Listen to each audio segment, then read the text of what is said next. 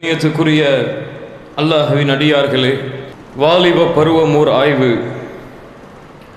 ஆங்கிலத்திலே என்ன age? Teen age ஒரு ஆய்வு. மயக்கமான ஒரு பருவம் இது.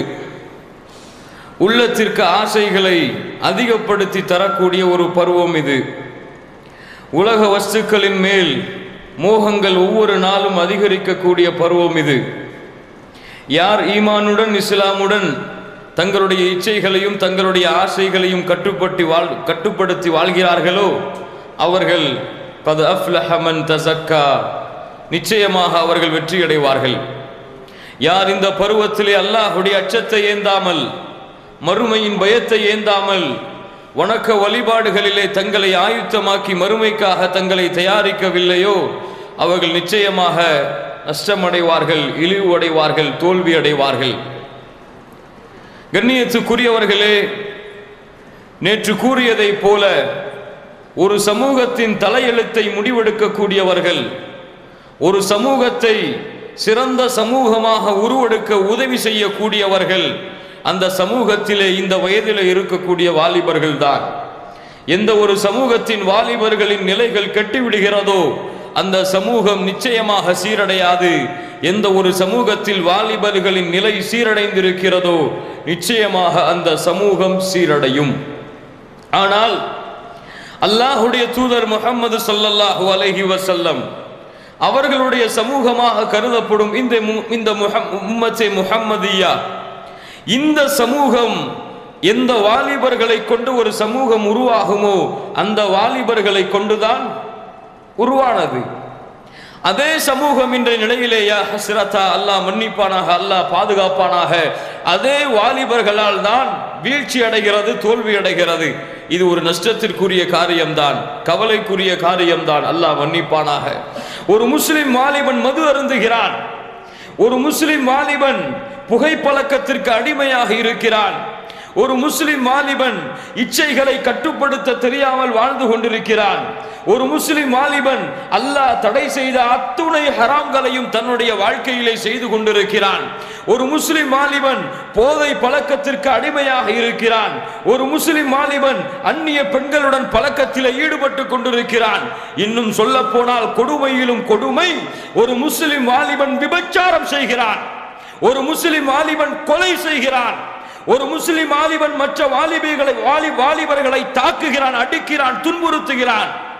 தலைக்கணம் ஏறி தங்களை எதிர்ப்பதற்கு யாரும் இல்லை என்று கருதக்கூடிய இந்த வயதிலே வாழ்ந்து கொண்டிருக்கக்கூடிய அந்த வாலிபன் தான் இருக்கிறான், தன்னிடம் ஒரு கூட்டம் இருக்கிறது என்று தலைகளை நிமித்து கொண்டு தலை கௌரவத்தோடு தெருக்களிலே உலா வந்து கொண்டிருக்கிறான், வாகனங்களிலே உலா வந்து கொண்டிருக்கிறான். கேட்டால்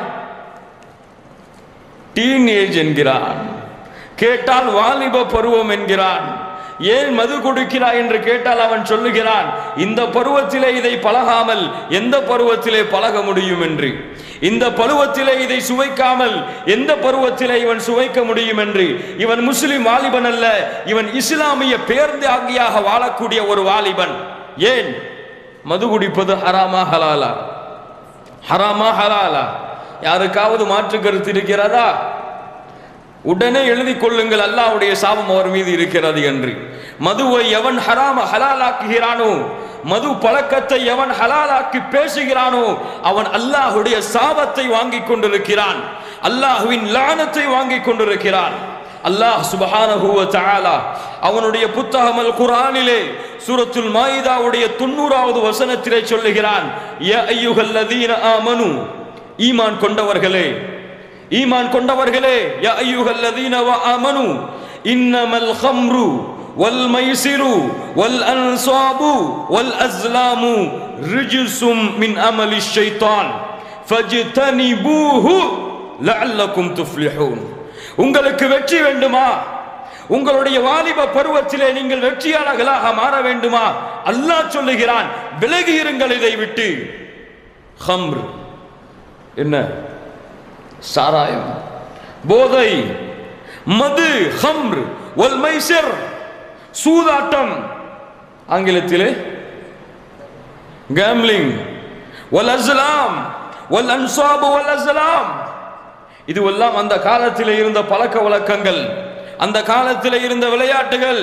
இவை எல்லாவற்றையும் அல்லாஹ் தடை செய்கிறான்.